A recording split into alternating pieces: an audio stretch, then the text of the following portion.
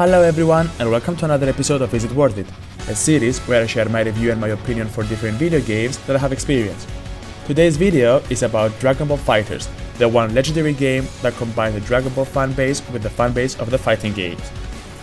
The game was made by Arc Systems, the studio behind most of the fighting games such as Guilty Gear, BlazBlue, and others, and it was published by Bandai Namco on January 2018 for all platforms.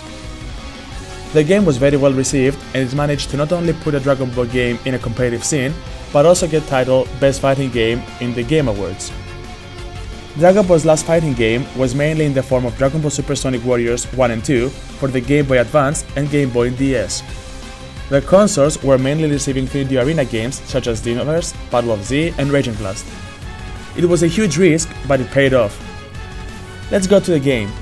The game starts by giving you the option for offline and online mode.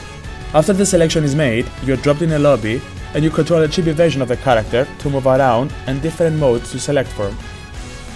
The first thing to notice is the giant arena in the middle. In online mode, you can see the chibis of other players, either fighting in the middle, which means that these two players are currently fighting each other, or watch them stretch on the side, which translates to that player waiting to find someone to play with. On the left of the arena, there is the option for you to spectate the fighters who are currently brawling. To join the arena fight, you contact the person in front of it and choose either to fight or spectate. On the left, there is the King Kai's planet who represents training. In training, you can either train on your own by selecting heroes and how they should act, or choose a hero and get to know their combos by looking at the buttons you should follow and observe the demo to get the timing right. The next stop is the Capsule Corporation spaceship that represents the story mode. The game has its own original story. As I mentioned on my Kakarot review, the story introduces you to a new hero designed by Akira Toriyama himself and goes by the name of Android 21. The story is about a weird gas that was released that drained the power from all heroes. At the same time, past villains are brought back to life by a weird wish. And there's an infinite amount of heroes colored in black with red eyes. These are the clones.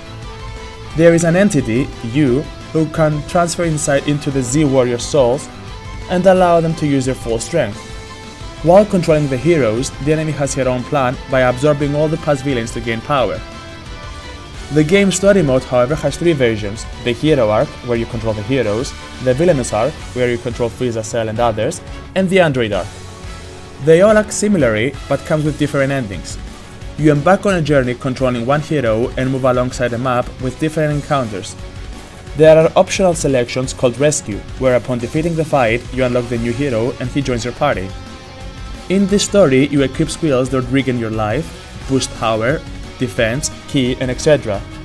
These are important as you need your life to field, since each missions start with the one you had prior, but slightly increased.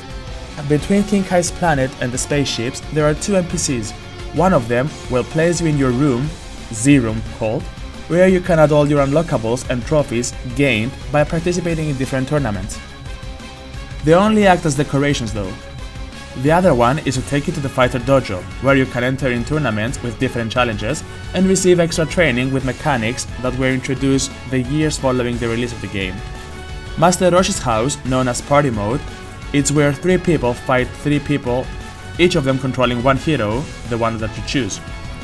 The house between Roshi's and Capsule Spaceship, it's a store where you can purchase capsules that give you customizable items such as hero color palettes, lobby avatars in different colors, stickers and titles. It is also a place when you can purchase and access the DLC heroes. For example, if you buy a hero from the PS Store, they will be locked in hero selection until you purchase them from this store. The Tenkaichi tournament represents the online battles. You can either choose to play ranked, where you gain and lose points, known as the competitive side of fighters, or casual, where it's similar to the arena fights, but you don't have to wait in the arena, or customize a game, or have people spectating you.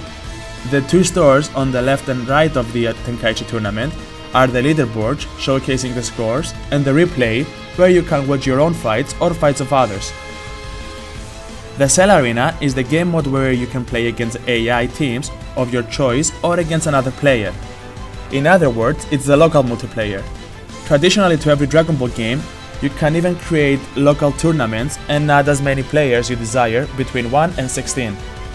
The Red Ribbon Tower, also known as the arcade, is the place where you can challenge yourself with specific AI battles and get reward based on your performance. The better you do, the better the rewards and challenging the fights will get. The person next to the arcade is the Z Union, where you can join your favorite hero's guild and earn rewards from being a member. The other NPC is for online tournaments made by Bandai or other player. It's a place where you can earn trophies and place them on your Z room. The last space is about events. These events are mainly Z-Cups, where the guilds fight and earn points for their guild, and the other one is the raids. Every 2 months or when a new hero is released, you, alongside 2 randoms or friends, fight the raid boss in a series of 7 waves. Similar to the story and party mode, you all control one hero and you need to equip skills to boost your status for a better chance of winning.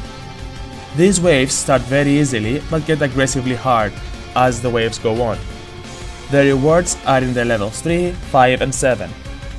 The gameplay is easy to pick up for newcomers and also has deep mechanics for hardcore fighting fans. Dragon Ball offers auto combos that offer a great amount of damage. However, if you want to advance past that, you have to know how to block, when to dash, when to break guards, save hero lives and when to punish the enemy. The game is played at a very fast pace, so it's difficult to keep up, but the more you go, the better you get. You'll need to pay attention and find openings. As for combos, each player can make their own. Square is light damage, triangle is medium, and circle is a heavy damage. I can't really explain more, but experimenting with combinations is part of the game. Quarter circle X, circle, triangle, R1 and R2 is for special attacks. Circle, R1 and R2 however require key energy. Key is charged when giving or receiving damage, but since it's a Dragon Ball game, the key can be charged by pressing both X and square. Triangle and circle allows your player to teleport behind the enemy by consuming 1 bar.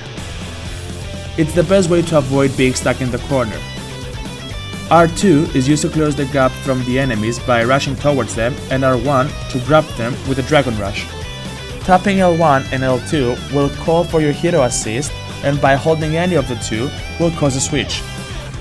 Last but not least, you have the Sparking Blast, by combining both R1 and R2. This fills your key faster, deals more damage and restores the blue health when being hit. Being a Dragon Ball game, it also means you can collect the 7 orbs known as the Dragon Balls. To do that, you'll need to do 7 light combos. At the end of each combo, a ball will appear on the bottom of the screen. Once all 7 are gathered, you'll need to fill your key to 7 bars and perform another light combo. Shenlong will appear and grant you 1 of 4 wishes. Refill your hero's health, restore a dead hero with 1/4 of his health, Ultimate Power will grant you a second Sparking Blast, and last but not least, Immortality will recover your blue health.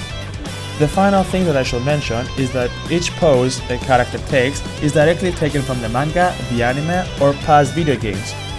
The fan service is everywhere. Last but not least, when choosing specific heroes on specific maps, they will either have a dramatic intro or a dramatic finish. This means that, for example, having Team Gohan and Cell in the Ruined Cell games, when Gohan heavy attacks Cell and kills him, the game will change to a cinematic ending of how Gohan killed Cell in the series. On the other hand, these two are starters in the Cell games, and with Android 16 not being on Gohan's team, the cinematic where Cell kills 16 will play and Gohan transforms into the Super Saiyan 2 form. It's a fantastic game, and as I mentioned, the only Dragon Ball game that was able to create esports events and earn a Game of the Year award. The game has been out for 2 years and it's constantly being updated. So far, there has been 18 heroes added as DLC, with Baby being last month, and the new hero, Gogeta Super Saiyan 4, has already been confirmed. For me, the game is a competitor for top Dragon Ball game behind Tenkaichi 3. Anyway, I hope you guys enjoyed the video. If you did, please leave a like and subscribe. Tell me in the comments which 3 heroes consist of your team. Mine are Gogeta Blue, Goku Black, and Trunks. If you like these video reviews, check the playlist down below. Take care, and I'll see you all in the next one. See ya!